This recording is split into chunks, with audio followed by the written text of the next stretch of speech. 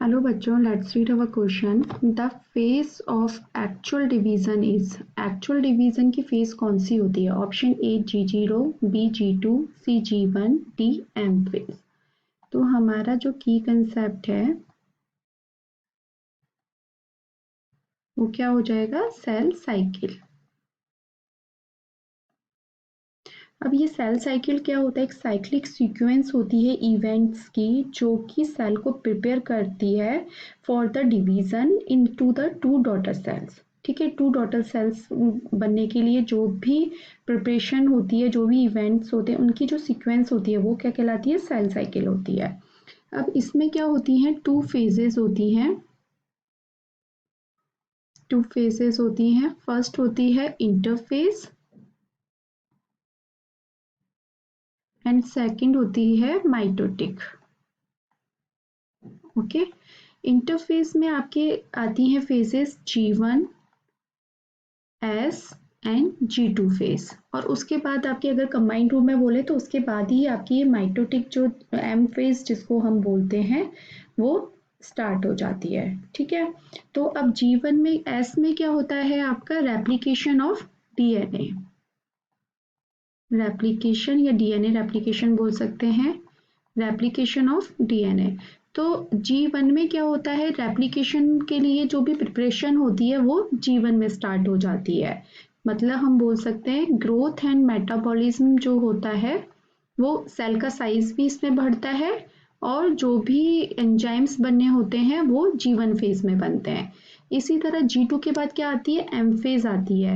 तो M phase के लिए जो भी एंजाइम्स की ज़रूरत होती है या जो भी स्ट्रक्चर या फंक्शनल एलिमेंट्स की ज़रूरत होगी वो G2 में बनेंगे। मतलब ग्रोथ ऑफ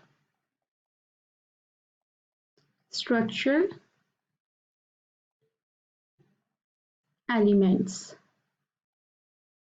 ठीक है, तो उसके बाद आपकी आती है माइटोटिक फेज जो जिसको बोलते हैं हम M फेज। माइटोटिक या इसको बोला जाता है M फेज। अब जो M फेज में होते हैं उसमें भी काफ़ी फेजेस होती हैं जिसमें कि एक्चुअल डिवीजन होता है। ठीक है, तो जिसमें की होती है आपकी प्रोफेज, फिर उसके बाद आती है मेटाफेज, फिर आता है आपका एनाफेज, उसके बाद आती है telophase. These are the phases. Prophase में क्या होता है? क्रोमोसोम डेंस हो जाते हैं। मेटाफेज में इक्वेटोरियल प्लेट पर वो अरेंज हो जाएंगे। एनाफेज में क्रोमेटिड जो होते हैं वो सेपरेट होकर पोल की तरफ मूव करने लग जाते हैं। टीलोफेज में न्यूक्लियर मेम्ब्रेन बनने लग जाती है।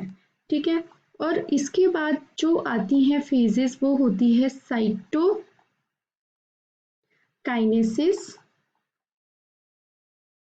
जिसमें कि क्या हो रहा है?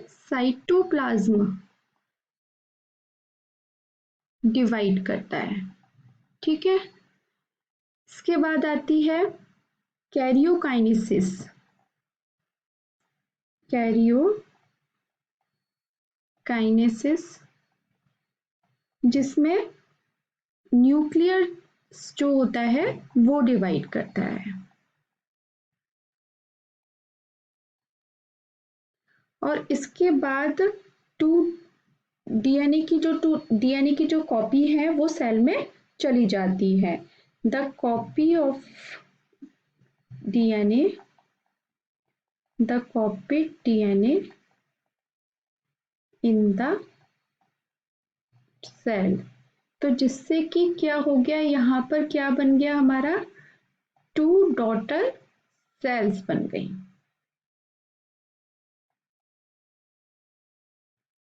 ओके, तो हम ये कह सकते हैं प्रोफेज में क्या हुआ था? क्रोमोसोम डेंस हो गए, काफी घने हो जाते हैं। मेटाफेज में क्रोमोसोम अरेंज हो जाते हैं, chromosome arranged at equatorial plate.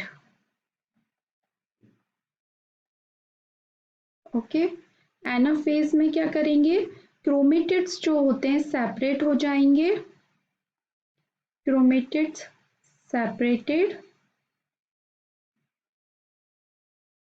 And move towards the pole,